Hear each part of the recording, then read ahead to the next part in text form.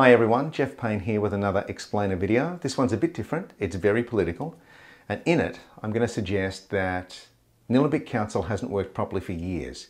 We are a municipality with 7 wards, but they've been controlled by 4 councillors. Thanks to COVID, all council meetings are now held online. So above me is the CEO, above him is the council governance officer, but it's these 7 councillors that make or break our council. Why do we have 7 councillors and 7 wards? It's so we don't have a tied vote. We have to keep making decisions and keep moving. So let's have a look and see how our council has been working together. Nillumbik Shire Council acknowledges the Wurundjeri people who are the traditional custodians of this land. These meetings go for hours and there are formal proceedings councillors have to abide by. And I would just ask if there are any conflicts of interest, if councillors would like to raise their hand. If not. It's not actually a conflict of interest, but it is a declaration. I'm running for council for Wingrove Ward, and if I'm critical, it's because I know that we can do this much, much better. We'll go straight into the first item. So ordinary council meetings consist of motions that are put forward, and there's lots and lots of detail. You've got Sunday trading hours from 8 a.m. till 10 p.m. and then on bullet point 3. So it's not always riveting, but it is always important. State government works out the rules that let us live and work together, and many of them are applied by local government. The reason you get your rubbish picked up and don't have your neighbours open up a wrecker's yard next door is council. So the idea is that motions are put forward, councillors debate that motion, and then they take a vote. So we'll now put it to the vote. All those in favour of the motion?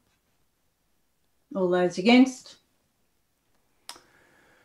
So, what's the problem? Well, our problem is that up until recently, 4 councillors have been voting the same way on just about every single motion, which means they effectively control council. So let's have a look at this vote again and I'll show you how they line up. All those in favour of the motion? All those against? This voting pattern went on for years and years. So, for instance, when it came to spending tens of thousands on a new Shire logo. All those in favour of the motion? All those against? Selling off community assets. All those against? Paying for a new housing policy they then dumped. All those against? Paying for a review of the Green Wedge, which we didn't ask for, and as it turns out, most people didn't want. All those against? And voting to keep rates frozen while they borrow millions of dollars and they spend council savings. This voting pattern is about to change. Jane Ashton doesn't know whether she's running or not. Bruce Rankin quit. Apparently he doesn't even live in the Shire anymore. And Peter Clark has said he won't be standing again. That just leaves Karen Egan. But the damage has been done. These 4 councillors said they were independent but didn't behave or vote that way. They pushed for more development and to break down the rules. Now you would think that the Mayor of the Green Wedge Shire would be pro-Green Wedge. Let's have a listen to what Karen Egan actually says. Green Wedge will die unless we get some funds to help support it. And when you look at our record, that's exactly what we've done in this council. Protection's not about funding, it's about enforcement. Karen Egan has always been committed to weakening the regulations surrounding the Green Wedge. And as we've seen, if people are allowed to do whatever they like, they can damage their own property and help destroy those around them. As we speak, truckloads of earth fill are being dumped in Nillumbik Shire. Why? Because council said it was okay. Councillors are there to make the best decisions they can on behalf of their community. Disagreement will always happen at council. In fact, the system relies on it.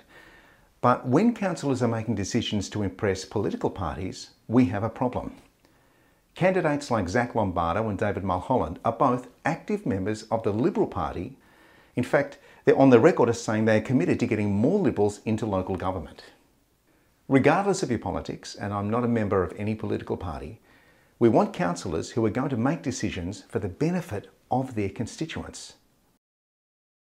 There is a form you can fill out to try and fix a dysfunctional council. It's called a ballot.